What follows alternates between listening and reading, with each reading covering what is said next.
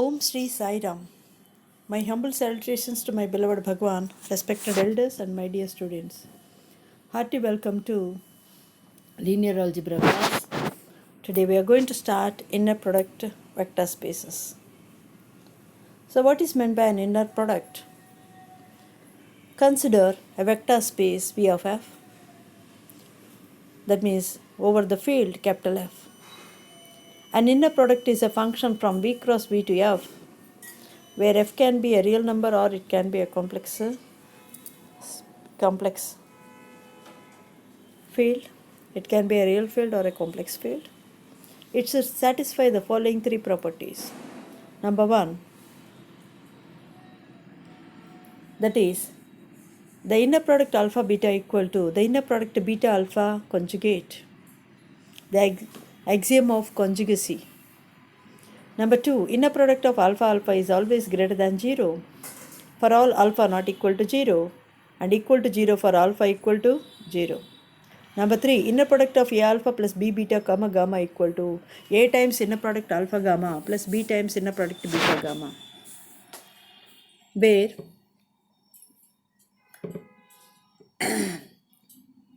the first property is known as axiom of conjugacy. Point number two is axiom of positivity. Next, axiom of linearity. So if any function satisfies these three conditions, that function is called inner product. And any vector space equipped with an inner product is known as inner product vector space. If F is the field of real numbers, it is called an Euclidean space. And if F is equal to C, the field of complex numbers, then the corresponding inner product vector space is known as unitary space. అంతర్లబ్ధ సదిశాంతరాళములు. అంతర్లబ్ధము అనగా ఏమి అంటే, ఇది ఒక ప్రమేయము. V of F అన్నది క్షేత్రం F పైన నిర్వచితమైన సదిశాంతరాళం అయినప్పుడు V cross V నుండి Fకు నిర్వచింపబడిన ప్రమేయము క్రింది ధర్మాలను పాటించిన యెడల ఆ ప్రమేయమును అంతర్లబ్ధము అందురు. పాయింట్ నెంబర్ 1, సంయుగ్మ ధర్మము. ఆల్ఫా బీటాల యొక్క inner product beta alpha conjugate యొక్క సంయుగ్మం యొక్క అంతర్లబ్ధానికి సమానం అని చెప్పాలి. ఆల్ఫా బీటాల యొక్క అంతర్లబ్ధము బీటా ఆల్ఫాల అంతర్లబ్ధం యొక్క సంయుగ్మానికి సమానము. రెండవది, ఆల్ఫా ఆల్ఫాల మధ్య అంతర్లబ్ధము ఎల్లప్పుడూ ధనాత్మకము. కండిషన్, ఆల్ఫా అన్నది 0 కానటువంటి సదిశ. ఒకవేళ ఆల్ఫా అన్నది 0 సదిశ అయితే అప్పుడు దాని యొక్క విలువ 0 అవుతుంది, అంతర్లబ్ధం విలువ 0 అవుతుంది. దీన్ని ధనాత్మక ధర్మము అంటారు. మూడవది, a alpha plus b beta మరియు గామాల మధ్య అంతర్లబ్ధము equal to a times alpha గామాల మధ్య అంతర్లబ్ధము ప్లస్ బి టైమ్స్ బీటా గామాల మధ్య అంతర్లబ్ధము. ఓకే, ఆల్ఫా గామాల మధ్య అంతర్లబ్ధము మరియు బీటా గామాల మధ్య అంతర్లబ్ధము. దీనిని రుజు సంయోగ ధర్మము అంటారు. ఈ విధంగా ఈ 3 ధర్మాలను పాటించేటువంటి ప్రమేయాన్ని అంతరలబ్ధము అంటారు.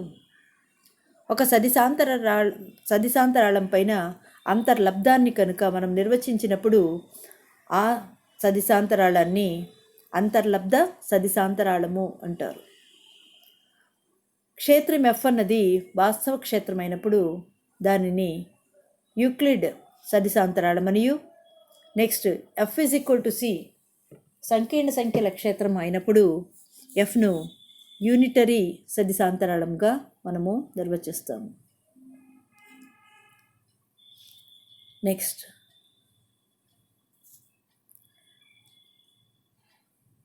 V of F అన్నది ఇన్నర్ ప్రొడక్ట్ వెక్టర్ స్పేస్ అయితే let us learn some properties of inner product vector spaces.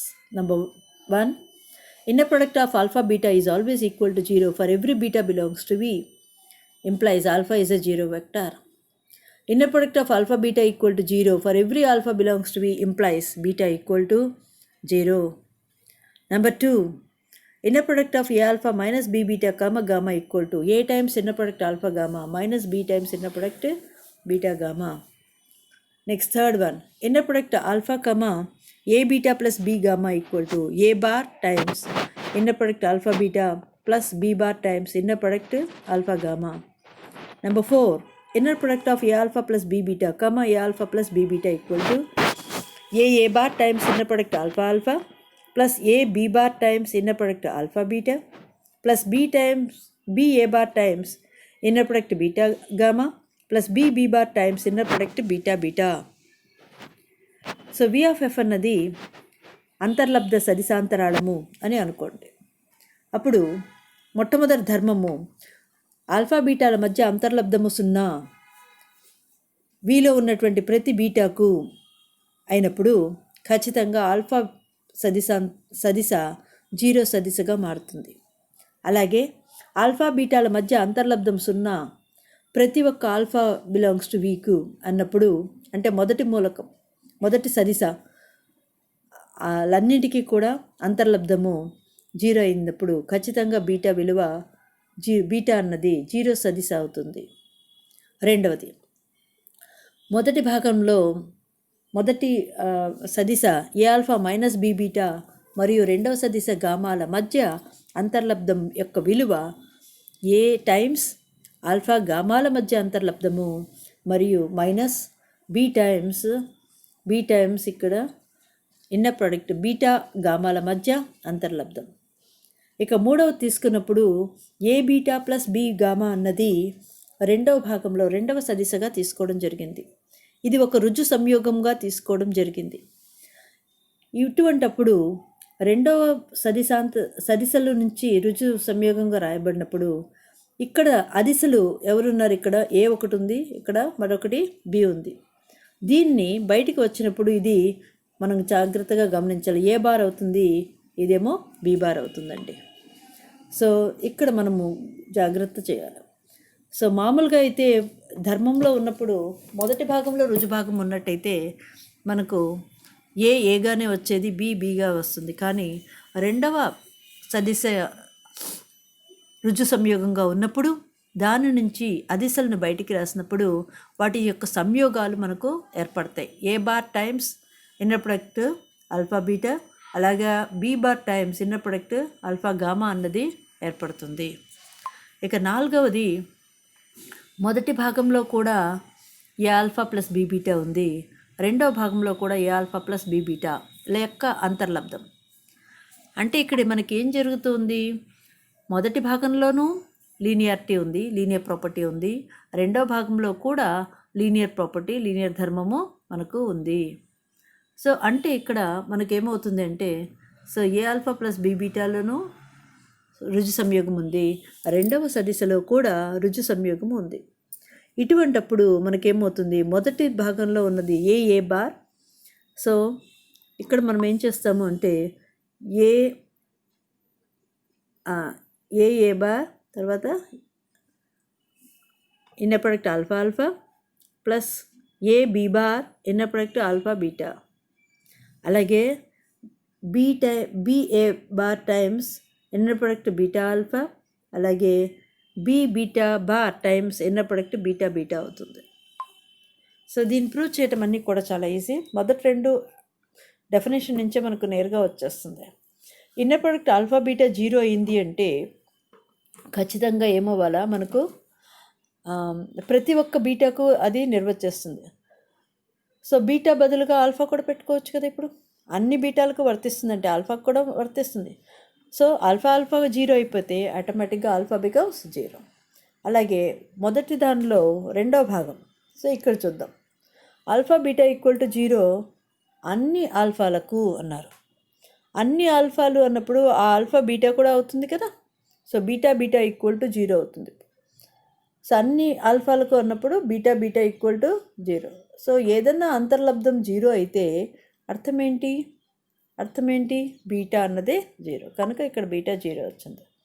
తర్వాత a alpha minus b beta gamma విలువ ఏమని చూపించాలి అంటే a times inner product alpha gamma minus b times inner product beta gamma అని చేయాలి. A times alpha gamma ఇచ్చేయాలి. A times alpha gamma అలాగే b times beta gamma అని చూడాలి మైనస్. ఇది చాలా ఈజీగానే వచ్చేస్తుంది. ఇది కూడా మనం చూపించవచ్చు. A alpha plus of minus b times beta అని రాసుకుంటే సరిపోతుంది. సో ప్రాపర్టీని ఉపయోగించి నేరుగా చూపించవచ్చు. That is left you. Okay, let us see third one. So third one ఎలా రాస్తున్నాము? Alpha times. So this is the third one. So what I'm going to do in the third one, you consider this. So దీన్ని ఎలా రాసుకోవచ్చు? మొదటి ధర్మం ప్రకారము సంయుగ్మంగా రాయవచ్చు. అంటే తారుమారు చేసి, అంటే ఒకటవ సదిశను రెండుగా, రెండవ సదిశను ఒకటిగా మార్చి పైన సంయుగ్మం పెడితే సరిపోతుంది. సో మొదటి వెక్టర్ ఎవరు? ఆల్ఫా. రెండో వెక్టర్ ఎవరు? A beta plus b gamma. So దీన్ని తారుమారు చేసాం positions. A beta plus b gamma comma alpha whole conjugate అని రాసుకుంటాం. ఎప్పుడైతే ఇలా రాసామో ఇప్పుడు మనం లీనియర్ ప్రాపర్టీ అప్లై చేయవచ్చు. మొదటి ధర్మం ప్రకారం ఏంటింది? రుజు సంయోగ ధర్మం ప్రకారం ఏమవుతుంది? A times inner product beta alpha plus gamma b times inner product gamma alpha whole conjugate ఉంది. Once again this is nothing but a conjugate times inner product beta alpha conjugate plus b bar times inner product gamma alpha conjugate. So a bar times inner product, once again beta alpha conjugacy can be written as alpha beta. B bar times inner product alpha gamma. So alpha times a beta plus b gamma equal to a bar times inner product alpha beta plus b bar times inner product alpha gamma. I hope that is clear.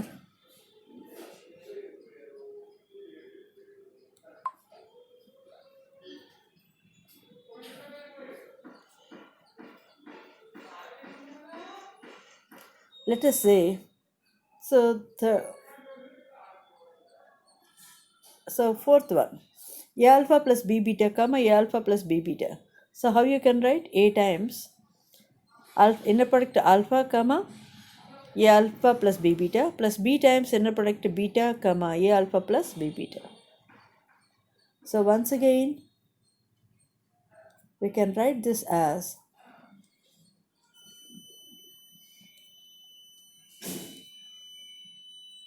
a times inner product a alpha plus b beta comma alpha whole conjugate plus b times inner product a alpha plus b beta comma beta.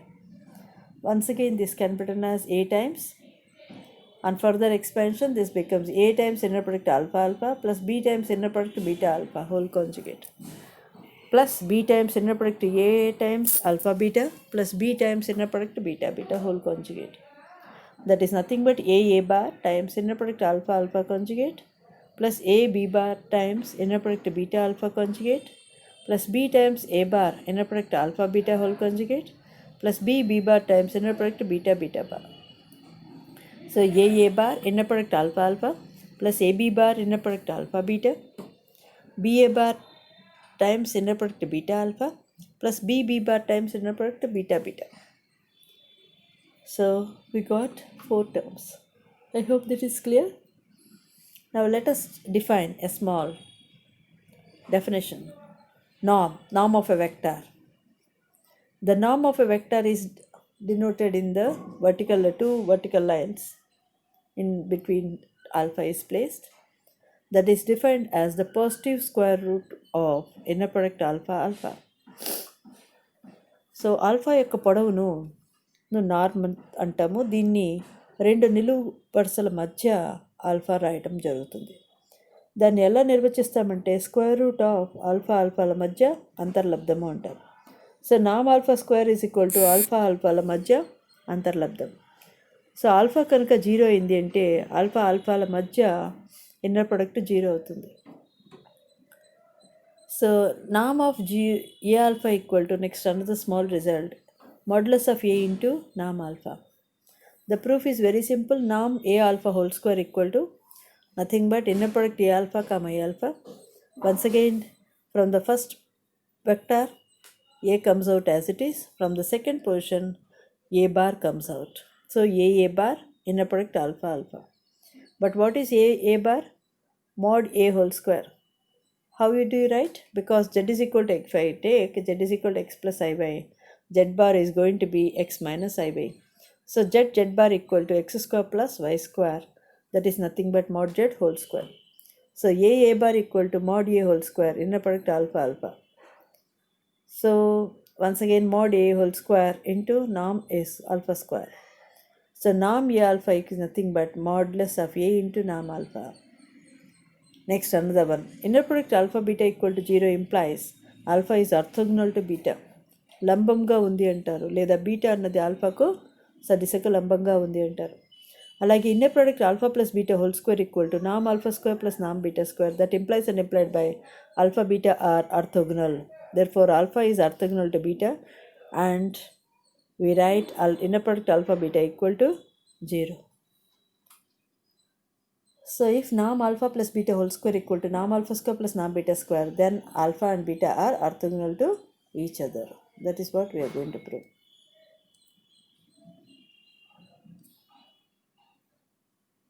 Now how do you write inner product norm alpha plus beta whole square? That is nothing but inner product alpha plus beta, that is equal to inner product alpha comma alpha plus beta plus inner product beta comma alpha plus beta.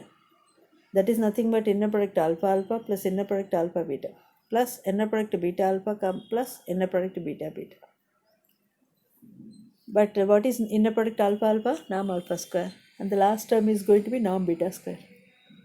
But alpha and beta are perpendicular to each other. Therefore inner product alpha beta becomes 0. Similarly inner product beta alpha is also 0. So this becomes simply norm alpha square plus norm beta square. Next, normal set. Let V of f be a vector space. A set S in V is called a normal set if inner product alpha I alpha j equal to 0 for every alpha I and alpha j belongs to S. That means any two vectors in S are orthogonal to each other. Sలో ఉన్నటువంటి ఏ రెండు సదిశలైనా ఒకదానికొకటి పరస్పరం లంబంగా ఉంటుంది. Next orthonormal set. Inner product alpha I alpha J equal to 0 if I is not equal to j, that is equal to 1 if I equal to j. So ఒక సెట్లో ఉన్నటువంటి మూలకాలు ఈ ధర్మాన్ని పాటిస్తే దాన్ని ఆర్థోనార్మల్ సెట్ అంటారు. లంబాభిలంబ సమితి. పైది కేవలం లంబ సమితి. లంబ సమితిలో ఏ రెండు సదిశలు తీసుకున్నా వాటి మధ్య అంతర్లబ్ధం 0 అవుతుంది. లంబాభిలంబ సమితిలో ఏమవుతుందంటే ఏ రెండు సదిశలు తీసుకున్నా వాటి మధ్య అంతర్లబ్ధం 0, కానీ వాటి పొడవులన్నీ కూడా ఒక యూనిట్ పొడవు కలిగి ఉన్నటువంటి ఉంటుంది. దాన్ని లంబ సమితిలు అనేసి అంటాం. Next R cube is equal to small example is equal to R cube is in R cube. Consider the set S is equal to 1/3 minus 2/3 minus 2/3, 2/3 minus 1/3 2/3, 2/3 2/3 minus 1/3. Show that this set is an orthonormal set. So 3 vectors are given. 3 సదిశలు ఇచ్చారు. అవన్నీ కూడా లంబాభిలంబ సమితిని ఏర్పరుస్తుందని చూపండి అన్నారు. అనగా alpha బీటాల మధ్య అంతర్లబ్ధం 0 అని, alpha గామాల మధ్య అంతర్లబ్ధం 0 అని, బీటా గామాల మధ్య అంతర్లబ్ధం 0 అని చూపించాలి. ఇంతేకాకుండా ఆల్ఫా యొక్క పొడవు 1 అని, బీటా యొక్క పొడవు 1 అని, గామా యొక్క పొడవు 1 అని చూపించాలి. సో ఆల్ఫా బీటాల మధ్య అంతర్లబ్ధాన్ని ఎలా నిర్వచిస్తారంటే బిందు లబ్ధంగా నిర్వచిస్తాం. బిందు లబ్ధము అంటే అర్థం ఏంటి? మొదటి నిరూపకాల లబ్ధము ప్లస్ రెండవ నిరూపకాల లబ్ధము ప్లస్ మూడవ నిరూపకాల లబ్ధం. కనుక ఏమవుతుంది ఇక్కడ ఆల్ఫాలో ఎవరు 1/3, ఇక్కడ బీటాలో మొదటి పదం ఏంటి 2/3.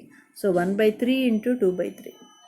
So 1/3 into 2/3 minus 2/3 into minus 1/3, అలాగే minus 2/3 into 2/3. So that becomes 2/9 minus into minus plus 2/9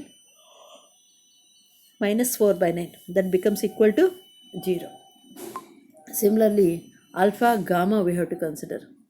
So 1/3 into 2/3, that is 2/9 minus 2/3 into 2/3 minus 4/9 and minus 2 by 3 into 1 by 3, that is minus 2 by 9.